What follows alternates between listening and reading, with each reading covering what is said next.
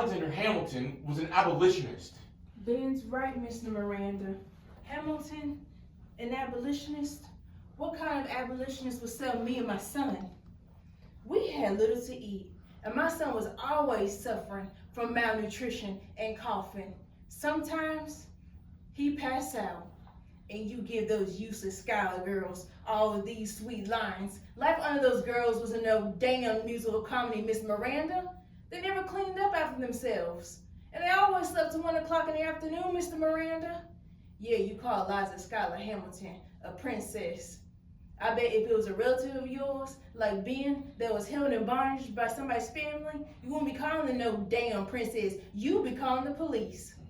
Eliza helped her mother manage the slaves. She was responsible for their welfare, and if she did nothing to interrupt her father's beatings, punishing, and selling them, she and her sisters grew up in households where slaves were whipped, where runaways were hunted down with dogs, where one runaway, Diana, was sold south, where she was murdered.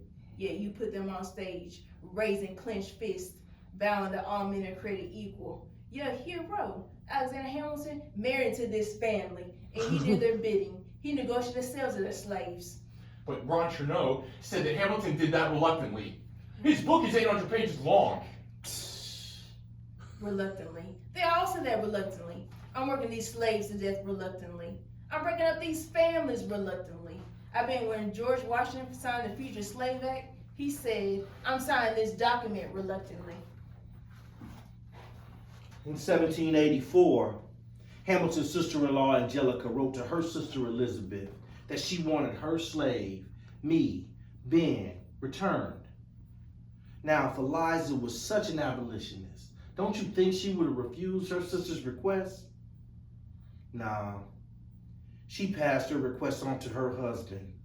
In response, Hamilton wrote to John Challoner, a Philadelphia merchant who conducted business transactions for Angelica's husband, and stated, "You are requested, if Major Jackson will part with him, to purchase his remaining time from Mrs. Church and send him on to me." But, Ron. Sorry, I was taking notes, but Ron Chernow. But, You must be mistaken. I'm behind, I'm sorry. you must be mistaken. The Schuyler girls were the cream of New York society at the time. Those girls were parasites living off their father's money. Both of you are mistaken. Hamilton wanted to end slavery. He was always opposed to slavery. He was a part of the New York Manumission Society, a society that his father-in-law, General Schuyler, founded. When Aaron Burr killed that cruel, hateful, stuck-up man Hamilton, black people partied all night long in New York. They say he was passing for white too. He rejected his own kind in order to rise up in white society. It was Aaron Burr who was the anti-slaver, Mr. Miranda.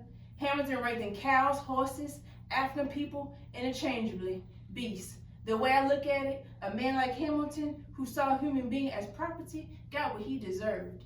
You call his participating in a duel honorable? He left his family destitute. How was that honor? That might seem heroic and patriotic to you, but people had to raise money in order to take care of them, just because he got himself involved in some silly manhood thing. When New York outlawed slavery, a lot of these people couldn't go to balls and picnics, while slaves and indentured servants did all the work. They were broke. But Ron Chernow said You don't get it, do you? Chernow was like a public relations man whose clients hired him to make even scoundrels look good. That's how he makes his living. I'm surprised he hasn't written a book in which George Washington ascends to heaven and takes over God's job. I read his book. I based Hamilton on his book. It's over 800 pages long. You should have read books by black people. See how they felt. These white historians didn't even give me a name. I'm merely called Negro woman with child. They are little more than tarnish removers. They remove all the crud from the reputations of the founding fathers and apply polish until these reputations glow like a wax floor. When Major Jackson had me bound over and sent to Hamilton, and sent over to Mrs. Church, she didn't say nothing to me. Didn't even look up. Just filled out some papers to be returned to Major Jackson.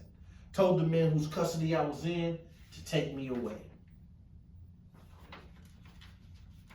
At least you made the